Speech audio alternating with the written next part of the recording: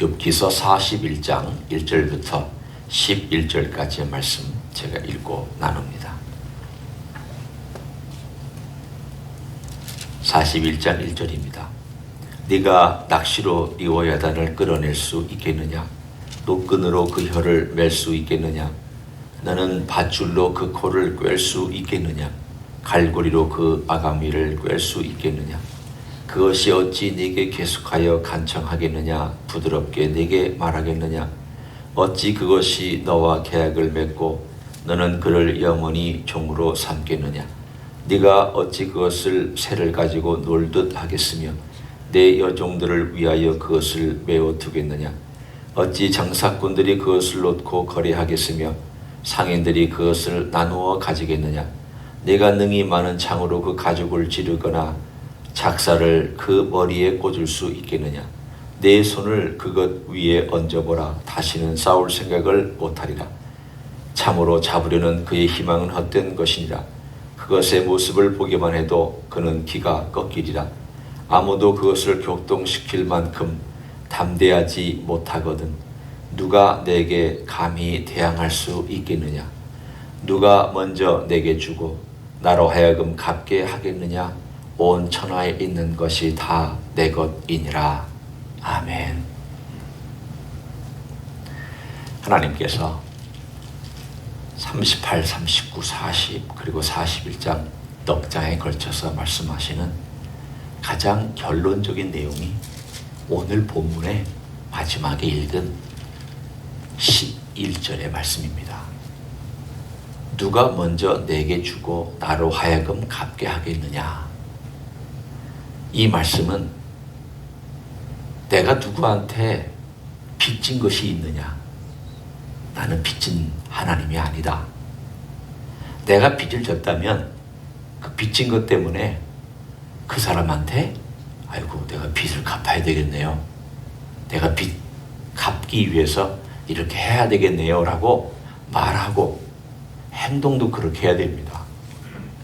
수그리고 들어가야 됩니다. 그런데 하나님, 나는 너희들에게 빚진 거 없다.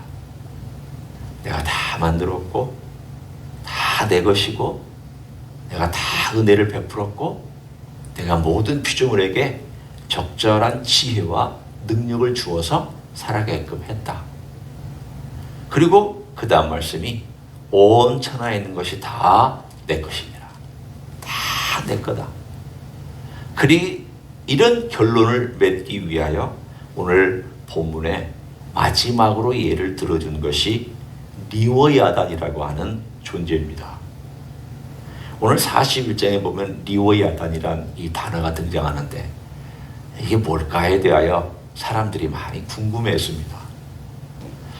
악어인가? 악어 같은 어떤 묘사들도 나옵니다. 41장 거의 전체가 다 그 묘사로 가득 차 있습니다. 그러나 꼭 악어만은 아닙니다. 아마도 우리가 모르지만 고대에 살았던 어떤 커다란 짐승이나 어마어마한 힘을 가진 어떤 존재를 여기서 리워야단이라는 단어를 써서 표현하고 있습니다. 그런데 이 리워야단을 쓴 것은 그 당시에도 욥이나 욥의 친구들이나 이런 사람들이 들으면 그 짐승요 라고 어느 정도는 짐작할 수 있는, 규모가 축소되었지만 그럼에도 여전히 힘이 센 악어와 같은 동물을 여기서 상징하고 있습니다. 이것은 시편의 74편에 보면은 애굽을 상징하는 표현이기도 합니다. 하나님께서 애굽을 치셨을 때에 리워야단을 치셨다 이렇게 나옵니다. 그러니까 이 애굽이 무엇을 상징하는가? 악의 세력을 상징합니다. 하나님의 백성을 핍박했던 세력을 상징합니다. 그리고 하나님의 일을 방해하고 하나님에 대하여 대항하고 반역한 어떤 세력을 상징합니다. 이 땅에서는 그 시대의 애굽이 그런 세력이었습니다. 왜냐하면 가장 강했으니까. 모세가 출애굽할 당시에 애굽은 그 전이나 그 후를 통틀어서 가장 강력한 제국 중에 하나였습니다. 그 힘이 유프라테스 강까지 미쳤으니까 얼마나 강력한 제국이었습니까? 저 남쪽으로는 수단과 에티오피아까지 미쳤고, 그리고 저 북쪽으로는 유프라테스 강까지 긴 그 나일강과 지중해 해안선과 그리고 그 모든 영역을 따라서 굉장히 강력한 나라와 제국을 형성하고 있었으니까. 그런데 하나님께서 리워야단이다 이렇게 말씀하신 것은, 리워야단이라는 것이 단순히 짐승만을 의미하는 것이 아니라 나라를 상징하기도 하는구나. 그리고는 결정적으로 이사야서 26장에 보면은 이런 말씀을 하십니다. 제가 읽어드릴 테니까 듣기만 하셔도 됩니다. 이사야서 26장 21절과 27장 1절에 나와 있습니다. 보라, 여호와께서 그의 처소에서 나오사 땅의 거민의 죄악을 벌하실 것이라. 땅이 그 위에 찾았던 피를 드러내고 그 살해당한 자를 다시는 덮지 아니하리라. 그날에 여호와께서 그의 견고하고 크고 강한 칼로 날랜 뱀 리워야단 곧 꼬불꼬불한 뱀 리워야단을 벌하시며 바다에 있는 용을 죽이시리라. 오늘 여기에 나와 있는 리워야단이라는 단어를 하나님께서 2번 사용하셨고, 그리고 나서 3번째는 바다에 있는 용이라고 사용하셨습니다. 그러니까 리워야단이 누구냐? 바다에 있는 용이다. 그런데 그 용의 모습이 날랜 뱀이고 꼬불꼬불한 뱀이다 라고 표현되어 있습니다.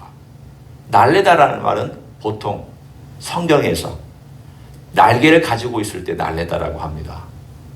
따라서 이것은 타락한 천사인 것을 우리들에게 상징적으로 보여주고 있습니다. 타락한 천사 사탄은 하나님 곁에서 하나님을 섬기던, 가장 근접해서 섬기던 천사여, 날개를 가지고 있었습니다. 날렵합니다. 그런데 꼬불꼬불합니다. 아주 교묘하고 속이기 쉽고 잘 빠져나가고 어디든지 들어갈 수 있는 아주 꼬불꼬불한 뱀입니다.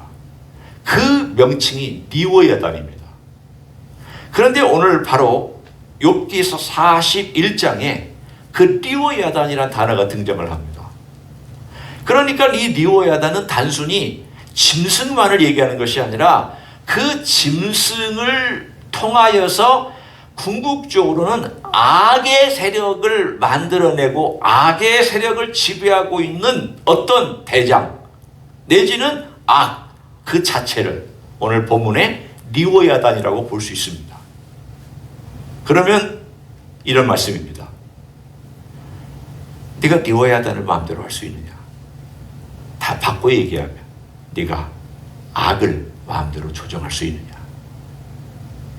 네가 악을 꿰을 수 있느냐? 네가 악을 갈고리로 잡을 수 있느냐? 네가 악을 네 마음대로 묶어둘 수 있느냐? 못합니다. 우리 인간은 악을 조종하는 게 아니라 악이 우리를 조종합니다. 우리의 삶이 예수님 때문에 바뀌었지, 만약 예수님이 없었다면 우리가 어떻게 살 뻔했습니까? 악에 이끌려서 악한지도 모르고, 아니 내가 행하는 것이 악인지 아닌지 분별하기도 어려우면서 그냥 악은 사회적으로 악 그러면 악이고 사회적으로 악이 아니라 그러면 악이 아닌 그 정도 수준에서 우리가 살 뻔하지 않았습니까? 우리가 어찌 선과 악을 제대로 알고 살 수 있었겠습니까? 모릅니다. 우리는 악은 악을 다스리기는 고사하고 악한 인간으로서 악만을 행하지 않고 살아가는지 않으면 다행인 그런 인생을 살 뻔했습니다. 그런데 오늘 하나님께서 욥에게 묻습니다. 네 악을 네가 마음대로 할 수 있느냐? 네가 악을 너의 뜻대로 조종할 수 있느냐? 할 말이 없죠. 그러면 궁극적으로 하나님께서 욥에게 하시는 이 시적인 모든 표현들의 의미는 아까 11절로 다시 돌아가서 말씀하는 내용입니다. 무슨 뜻입니까? 나 피조물들에게 빚진 거 없다. 이건 요백이 한 말입니다. 두 번째, 온 천하에 있는 것이 다 내 것이다. 다시 말하면 사탄도 하나님의 것입니다. 악도 하나님의 다스림 아래 있습니다. 따라서 하나님께서 악을 허용하실 수 있습니다. 하나님께서 악을 다스리고 있습니다. 하나님께서 악을 사용하셔서 선을 이루실 수 있습니다. 하나님께서 악을 최후에 아까 이사야서에서 본 것처럼 심판하실 것입니다.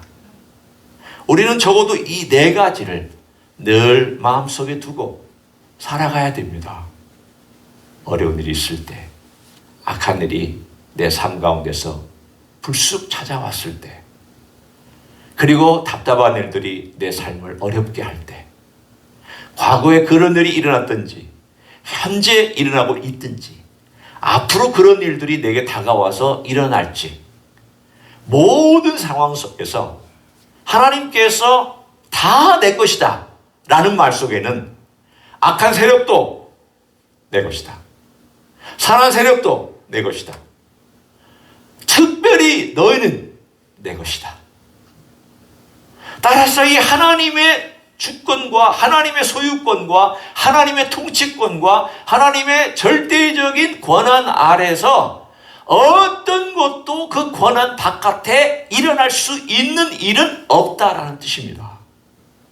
어떤 것도, 어떠한 일들도, 어떠한 존재도 사탄이 아무리 꾀를 쓰고 아무리 날렵하고 아무리 꼬불꼬불하게 돌아다니면서 자기 일을 한다 할지라도 하나님께서 다 그분의 허락하에 그것조차도 하나님의 목적을 이루는 일에 사용될 뿐입니다. 우리가 신뢰해야 될 것이 바로 그것입니다. 하나님께서 하시는구나. 위대하신 하나님, 선하신 하나님께서 이 모든 것을 다 통찰하시고 통괄하시고 다 주관하시고 이루시고 있다라는 이 한 가지 사실만을 우리가 마음에 염두에 두고 있다면 우리 기도할 수 있습니다. 왜? 욥의 갈등과 욥이 이제까지 쭉 씨름하였던 것을 간단하게 표현하면, 다는 아니지만 기도라고 표현해도 괜찮습니다. 하나님 아버지 앞에 그는 간절히 기도했습니다. 하나님, 제가 도대체 모르겠다. 나 좀 봐달라고. 하나님, 제가 죽어서는 하나님 앞에 서겠지만 지금 내가 하나님 앞에 선 것 같지가 않다고. 제발 좀 어떻게 해달라고. 사실은 하나님과 씨름하면서 기도했던 종이 욥입니다. 인내하면서 기도했습니다.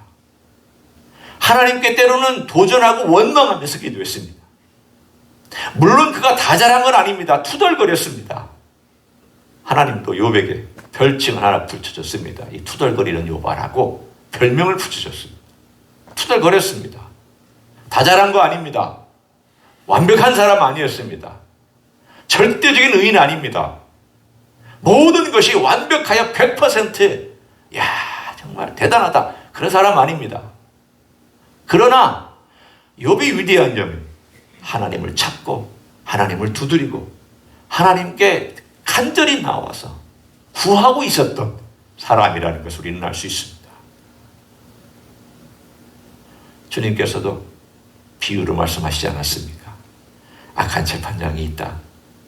그런데 어느 날 한 과부가 자기 억울한 일 때문에 그 문에서, 그리고 계속 소리를 지르고 문을 두드리면서 나도 좀 나름 봐달라고, 내가 너무 억울하다고, 내가 너무 힘들다, 여러 날 와서 밤마다 날마다 그러니 문을 안 열어주고 아무런 관심도 기울이지 않고 있다가 너무 지독하게 계속 그러니까 그냥 문을 믿고 열더니 도대체 뭐 때문에 왔느냐, 악한 재판장도 그렇게 들어주려고 하거든. 하물며 하늘에 계신 선한 너희 아버지는 얼마나 너희의 간구하는 기도에 들어주시지 않겠느냐. 기도할 수 있습니다. 기도해야만 합니다. 욥처럼 끈질기게 하나님이 나타날 때까지, 하나님께서 응답하실 때까지, 하나님께서 무언가 나에게 대답하실 때까지. 욥과 같은 방법은 아니라 할지라도 다양하게, 하나님은 어느 한 가지 방법으로 나타나시는 분이 아니잖아요. 하나님의 신명확증한 방법들이 한두 가지겠습니까? 다양한 방법으로, 다양한 방식으로, 다양한 루트를 통하여 하나님의 때에, 하나님의 말씀으로, 하나님의 또는 방법으로 우리에게 나타나서 욥에게 말씀하신 것과 같이 우리에게도 그렇게 나타나 말씀하실 줄로 믿습니다. 그런 하나님을 우리가 신뢰하며 살아갑니다. 이제까지 욥기를 쭉 보았습니다. 내일 볼 42장은 이제 그 결론이니까 제일 중요한 장이 오늘 41장까지 끝납니다. 이 애프터는 그건 우리에게 그렇게 중요한 거 아닙니다. 하나님께서 멋지게 회복시켜 주시고 부자로 만들었다. 그건 그렇게 중요한 장 아닙니다. 중요한 장은 하나님이 누구신가, 이거 아는 겁니다. 하나님이 어떤 분인가, 이걸 깨닫는 것입니다. 내가 섬기는 하나님, 나를 구원하시는 예수님이 어떤 분이냐, 그거 알게 해주시려고 이 장장의 스토리가 있는 41장, 42장까지의 존재하는 목적 중에 딱 하나는 하나님이 누구시냐, 우리 주님이 누구시냐, 그분이 나를 어떻게 보고 계시느냐, 그분이 나를 어떻게 도와주시느냐, 그분이 내 곁에 있느냐, 그분이 내 주변에 있는 일어난 일들에 대하여서 다스리고 계시느냐, 그분은 나의 아버지가 맞느냐, 아버지라면 어떻게 행하시느냐, 그 아버지가 내 아버지요 너희 아버지 아니냐, 우리 주님께서 말씀하신 내용처럼 바로 그것이 욥기의 전체 주제. 욥기의 주제는 고난, 그가 아닙니다. 욥기의 주제는 욥의 인내, 그것도 아닙니다. 욥이 얼마나 하나님 아버지 앞에서 자기의 옳음을 주관하려고 친구들과 쟁론하고 그리고 한 것, 그가 아닙니다. 그들의 입을 통하여서 하나님이 어떤 분인가를 막 얘기하게 하고 하나님이 나타나셔서 결론을 맺어주시는, 그러나 모든 하나님의 모습을 다 알지는 못하지만 적어도 우리는 욥기를 통하여 짜릿하게, 아, 그렇구나, 하나님이 이렇게 멋진 분이구나, 하나님은 이렇게 큰 분이면서도 작은 인간 하나에 일어나고 있는 일조차도 다 신경 쓰고 있는 분이구나 라고 하는 하나님을 알게 하는 욥기서인 줄로 믿습니다. 저는 이번에 욥기를 하면서 새롭게 많은 걸 깨달았습니다. 과거에는 욥에 대한 내용도 많이 봤습니다. 욥의 불평, 욥과 쟁론하는 친구들의 이야기, 그리고 또는 욥의 인내, 기도 중요하죠. 그런데 욥이 하나님을 알려주시려고 그러는 거구나. 결국은 사탄이 찾아와서 내 종 욥을 유해하여 보았느냐 라고 하는 이 이야기는 하나님께서 욥에게 자기 자신을 드러내시려고 계기를 마련하셨구나. 악을 사용하시고 사탄을 사용하셔서 하나님은 욥에게 자신을 가르쳐 주셨구나. 배웠잖아요. 그냥 나타나셨으면 이렇게 많이 배울 수 있었을까요? 고민하지 않고 있는 욥에게 하나님이 어느 날 이렇게 말씀하셨으면 욥이 감탄은 하지만 깊은 영혼 속에서 배우지는 못했을 겁니다. 절박하고 아프고 힘들고 가난하고 배고프고 목마르고 고통스럽고 아무도 도와주지 않고 외롭고 쓸쓸한 이런 상황 속에서 하나님께서 말씀하실 때 귀에 쏙쏙쏙쏙쏙 박히고 가슴에 스며들어서 전체가 내려오고 하나님의 그 위대하심과 하나님의 통치에 대하여 하나님의 사랑하심에 대하여 전 영혼으로 욥은 배웠습니다.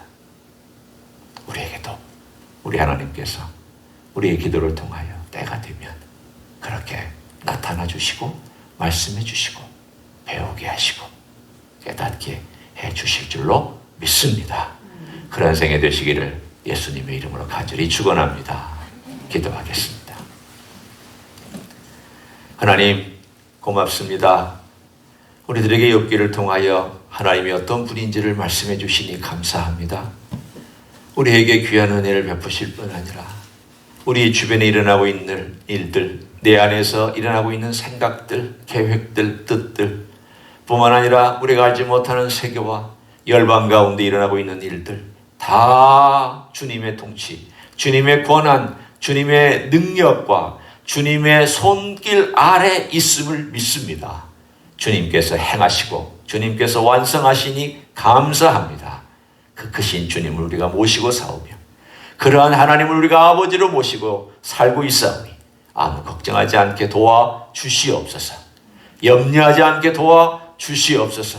두려워하지 않게 도와주시옵소서. 끝까지 기도하며 우리 하나님께 나아갈 수 있는 욥과 같은 신앙의 인내도 허락하여 주시옵소서. 그런 결과로 우리 주님을 알고 주님을 배우고 하나님 아버지를 알고 하나님 아버지를 배우는 특별한 은혜를 허락하여 주시옵소서.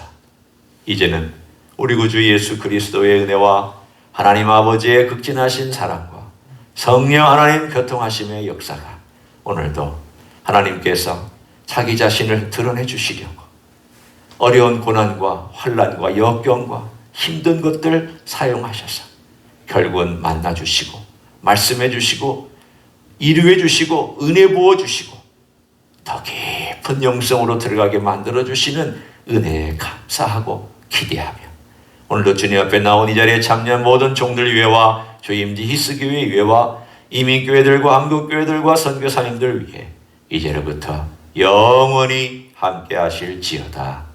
아멘.